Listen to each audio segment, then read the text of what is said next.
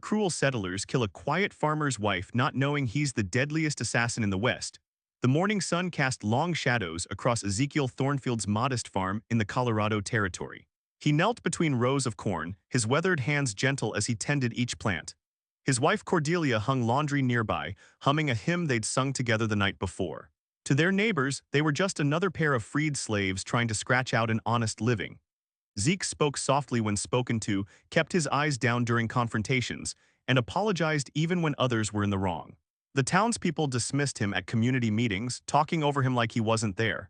But there were things they didn't notice: how Zeke's hands never shook even in the coldest weather, how he always knew someone was approaching long before they came into view, how he positioned himself to see every exit in any room he entered. Magnus Whitmore arrived in town that spring with rolled maps and big promises. The wealthy Eastern industrialist claimed legal right to expand the railroad through what he called unused land. His foreman, Tobias Carver, had cold eyes and a cruel smile that made decent folks cross the street. Deputy Sarah McKenna tried to investigate when complaints started rolling in. Farmers reported destroyed crops and mysterious fires. But every time she brought evidence to Judge Harrison Blackwood, he cited territorial development priorities and dismissed her concerns. The harassment began small. Carver's men trampled Zeke's vegetable garden, claiming they were surveying disputed territory. When Zeke filed a complaint at the courthouse, the clerk barely looked up from his papers. The judge's secretary told him to come back next month, maybe the month after that. Other black homesteaders faced worse treatment. The Johnson family abandoned their claim after their well was poisoned. The Williams family left after their barn burned down twice in 1 week. Cordelia wasn't intimidated. She'd been a teacher before marrying Zeke, could read and write better than most men in town. She started documenting every incident, every threat, every suspicious accident. She wrote detailed letters to federal authorities back east, describing the systematic campaign to steal legally owned land. Carver's men returned with official-looking eviction papers. They gave the Thornfields 24 hours to vacate what they called disputed property. Cordelia stood on her porch, citing homestead laws and threatening to contact Washington directly. That's when Carver realized she was dangerous. An educated woman who knew the law could expose everything. He made veiled comments about accidents that happened to troublemakers, about how the frontier could be unforgiving to those who didn't know their place. Reverend Josiah Stone watched it all unfold, knowing more about Zeke Thornfield than anyone suspected. He'd seen that calm, calculating look before years ago during the war. He prayed it wouldn't come to that again. The next morning, while Zeke was in town buying supplies, Carver's men paid the farm one final visit. Smoke still rose from the charred remains of the barn when Zeke returned from town. His supply wagon rolled to a stop in the yard where Cordelia should have been waiting. Instead, he found Deputy McKenna standing beside a blackened timber frame, her hat in her hands. The fire had spread quickly, they told him. Too quickly for anyone to help. An accident with a lantern, Judge Blackwood declared before the ashes had even cooled. These things happened on farms, nothing suspicious about it, but Zeke saw what others missed. Boot prints in the mud where there should have been only Cordelia's shoes. A lantern thrown from outside, not dropped from within. The smell of coal oil in places it had no business being. He stood over the grave 3 days later, his face stone. The townspeople who came to pay respects whispered about the quiet farmer who'd lost everything. They expected him to pack up and leave like the others had done. They were wrong. That night Zeke sat in his empty house and opened Cordelia's writing desk. Inside he found her hidden letters, page after page of carefully documented evidence. Names, dates, forged documents, bribes paid to officials. She'd been building a case that could bring down the entire conspiracy. Deputy McKenna knocked on his door the next morning. She'd found the letters too, copies Cordelia had hidden in the church. McKenna's hands shook as she read them aloud. This wasn't just about railroad land. It was about systematically stealing from anyone who couldn't fight back. McKenna studied Zeke as she spoke. Something had changed in him overnight. He sat differently now, moved with a precision that seemed almost military. When he asked questions about the investigation, they were the right questions, too right for a simple farmer to know. Over the following weeks, Zeke began his own investigation. He moved through town like a shadow, gathering information that should have been impossible to obtain. He knew things about Carver's operation that even McKenna's sources couldn't provide. One morning, 2 of Carver's men woke up tied to horses heading toward the territorial capital. Evidence of their crimes was pinned to their shirts, along with signed confessions they didn't remember making. The horses delivered them straight to federal marshals who'd been wondering about suspicious land deals. Another crew member vanished from his hotel room, only to be found 3 days later in the county jail 2 towns over.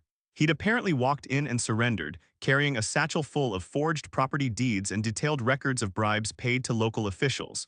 Carver grew nervous. His remaining men reported feeling watched, followed by someone they could never quite see. Equipment went missing. Supplies disappeared.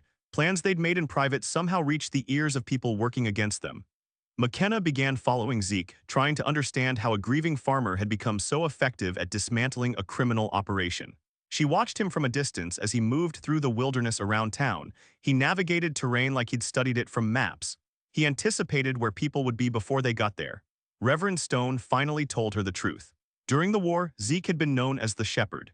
Union Army had sent him into the worst territories after the fighting ended. Places where Confederate holdouts terrorized freed slaves and anyone who tried to help them. Places where local law had completely broken down. The Shepherd never missed his targets, never left witnesses among the guilty. But he always confirmed his intelligence first, always made sure justice was truly deserved. He'd cleaned up a dozen lawless towns from Texas to Arkansas, making them safe for decent people to rebuild their lives. Then he'd met Cordelia.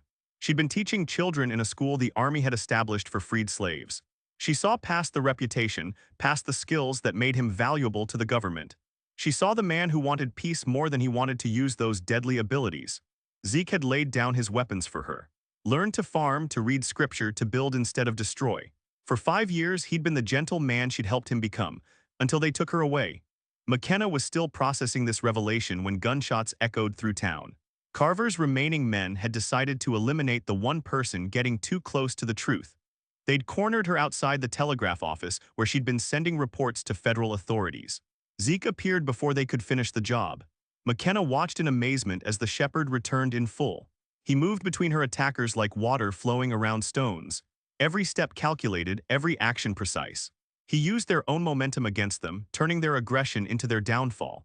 Within minutes, all 4 men lay unconscious in the street, their weapons scattered and useless. Not one of them seriously hurt, but all completely neutralized. Zeke had controlled the entire fight without throwing a single punch or firing a shot. The few townspeople who witnessed it stood speechless. This was the same man they dismissed and ignored for years. The quiet farmer who apologized when others were rude to him. McKenna stared at Zeke as he helped her to her feet. She was looking at one of the most skilled operatives she'd ever encountered. A man who could have killed his enemies easily but chose a more difficult path. Judge Blackwood arrived with reinforcements 20 minutes too late. By then, Carver's men were singing like church choir members, confessing to crimes McKenna hadn't even suspected yet. But their confessions revealed something bigger than anyone had imagined. The confessions revealed a web of corruption that stretched far beyond one railroad scheme. Judge Blackwood wasn't just taking bribes from Magnus Whitmore. He'd been systematically stealing land from freed slaves across 3 territories for the past 4 years. McKenna spread the documents across her desk, her face growing paler with each page. Mining companies in Wyoming, cattle barons in New Mexico, steel manufacturers in Kansas. All of them had paid Blackwood for the same service. He would identify successful black homesteaders, then orchestrate legal challenges to steal their property. The pattern was always the same: forged claims to prior ownership, trumped-up tax liens. Mysterious accidents that eliminated troublesome witnesses. Families who fought back found themselves facing impossible legal battles against judges who'd already been bought. Zeke studied the evidence with the methodical focus of a man who'd spent years analyzing enemy operations. Dozens of families displaced, thousands of acres stolen, hundreds of thousands of dollars in profits split between corrupt officials and their industrial partners. Cordelia's murder wasn't personal revenge, it was business. McKenna sent coded telegrams to federal marshals in Denver, but their response was cautious. Territorial judges had broad authority, and Blackwood had powerful friends in Washington. They needed ironclad evidence to move against him, evidence that would hold up against the best lawyers Eastern money could buy. That night, Zeke disappeared. He moved through the darkness like he'd never stopped being the shepherd. 20 years of farming hadn't dulled his skills. If anything, the discipline and patience he'd learned from working the land had made him more effective. Blackwood's private office was supposed to be impregnable. Steel safe, armed guards, trained dogs patrolling the grounds. But Zeke had infiltrated Confederate strongholds during the war that made this look like a Sunday school picnic. He spent 3 hours in that office, photographing every document with a small camera McKenna had acquired from federal contacts. Correspondence with industrial partners, detailed financial records, lists of future targets marked for acquisition. The most damning evidence was Blackwood's personal journal. Written in his own hand, it described each land theft with the casual tone of a man recording business transactions. He documented bribes paid to territorial officials, federal clerks who'd been compromised, and local law enforcement who'd been bought or intimidated into cooperation. One entry made Zeke's blood run cold. A list of successful black farmers across Colorado Territory, ranked by the value of their land. The Thornfield farm had been marked as a priority target 6 months before Cordelia's death. But Zeke found something else in that safe, something that changed everything. Blackwood had been keeping insurance against his partners. If they ever tried to betray him, he had evidence of their crimes in other territories. Murder in Wyoming. Arson in New Mexico. Federal officials who'd been compromised all the way back to Washington. This conspiracy reached higher than anyone had imagined. McKenna almost didn't believe it when Zeke returned with proof of federal corruption. Senators who'd been paid to ignore territorial complaints. Justice Department officials who'd buried investigations. Army officers who'd been ordered to look the other way when violence erupted against freed slaves trying to defend their property. The scope was staggering. This wasn't just about Western land grabs. It was about systematically reversing the legal gains Black Americans had made since the war ended. While McKenna worked her federal contacts, trying to find honest officials who could act on the evidence, Zeke planned something more direct. He'd spent years learning that corrupt systems rarely reformed themselves. Sometimes justice required forcing them into the light. Whitmore had scheduled a celebration for the following weekend. A grand party to commemorate his successful railroad expansion through newly acquired territory. Territorial officials, business partners, and federal representatives would all be there. Everyone who'd participated in or enabled the conspiracy would gather in one place. Zeke began preparing for the most important operation of his career. He studied the layout of Whitmore's temporary headquarters like a battlefield commander. Every entrance, every exit, every possible line of sight. He identified which guests were complicit and which were merely ignorant. He calculated how to control the situation without anyone getting seriously hurt. Reverend Stone found him in the church that Friday night, kneeling before the altar where he and Cordelia had been married. Stone had wrestled with his conscience all week. He'd watched Zeke transform back into the shepherd, worried that violence would consume the good man Cordelia had helped create. But he'd also seen the evidence of systematic injustice, the proof that legal channels had been corrupted beyond hope. Stone made his choice. He would help Zeke expose the truth, but only if they could do it without becoming the monsters they were fighting. That night they finalized the plan.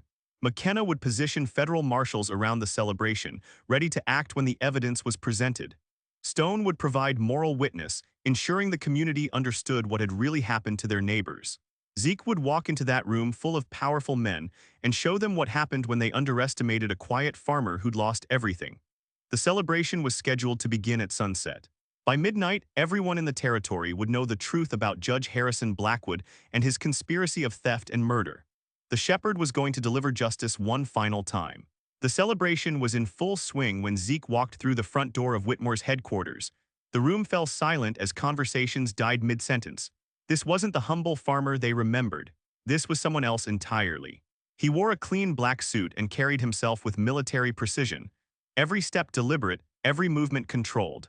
The powerful men who dismissed him for years suddenly found themselves unable to look away.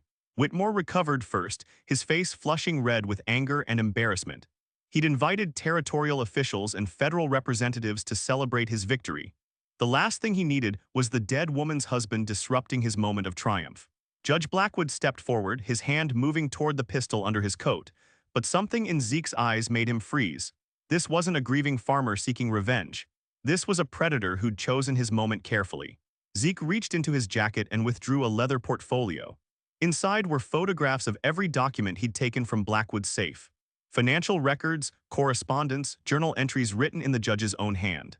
Evidence of a conspiracy that stretched across 3 territories and reached into the federal government itself. He began reading from Blackwood's journal, his voice carrying clearly through the stunned silence. Each entry detailed another family destroyed, another farm stolen, another life ruined for profit. The room's temperature seemed to drop as the scope of the crimes became clear. Whitmore tried to interrupt, claiming Zeke was a dangerous criminal spreading lies to disrupt legitimate business. He called for someone to remove this threat to public safety. That's when Reverend Stone stepped forward. Stone carried a wooden box that had been locked in his church safe for 5 years. Inside were Zeke's military commendations, signed by 3 different generals and countersigned by President Lincoln himself. Citations for valor, recommendations for promotion, and most importantly, presidential pardons for actions taken in service of the Union. The shepherd hadn't been a criminal. He'd been a decorated war hero. Stone's voice rang with moral authority as he described what Zeke had sacrificed to build a peaceful life. How he'd laid down his weapons to become the man Cordelia helped him discover. How he'd chosen love over violence, farming over warfare, building over destroying, until they'd murdered his wife for trying to protect other families from the same fate. Federal marshals emerged from their hidden positions around the room. McKenna had positioned them carefully, waiting for this moment when all the conspirators were together with evidence of their crimes laid bare before witnesses. Blackwood made one final desperate play. He drew his weapon, claiming self-defense against a known killer. But his hand shook as he aimed, and his voice cracked as he tried to justify years of systematic theft and murder. Zeke didn't move, didn't flinch. Didn't even acknowledge the weapon pointed at his chest. The shot never came. McKenna had anticipated this moment, positioning herself behind Blackwood. Her badge gleamed in the lamplight as she disarmed the corrupt judge with professional efficiency. The arrests happened quickly after that. Blackwood, Whitmore, and 6 territorial officials led away in chains. Their stolen fortunes would be returned to the families they'd robbed. Their network of corruption would be dismantled piece by piece across multiple territories. But Zeke's work wasn't finished. Over the following weeks, he traveled to communities across Colorado, New Mexico, and Wyoming. Not as the shepherd this time, but as a teacher carrying Cordelia's lesson plans and her dream of education for all children. In each town, he found families who'd been driven from their land by the conspiracy. He helped them understand their legal rights, connected them with honest lawyers, and testified in federal hearings that restored their stolen property. McKenna was promoted to federal marshal, tasked with investigating similar corruption schemes across the Western territories. Her first official act was establishing a network of local deputies trained to recognize and report systematic land theft. The townspeople who'd dismissed Zeke for years struggled with the revelation of who he'd really been.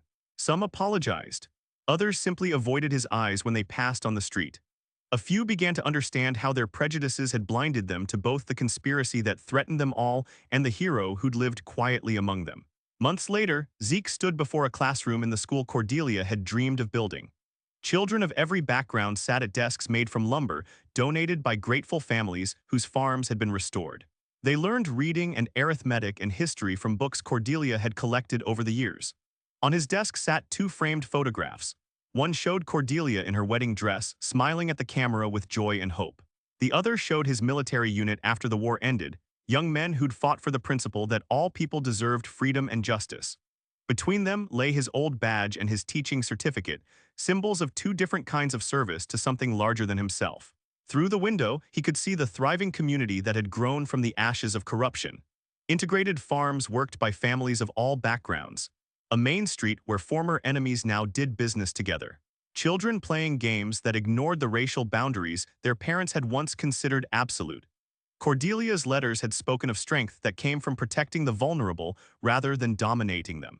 Her words had guided him through the darkness of revenge toward the light of justice.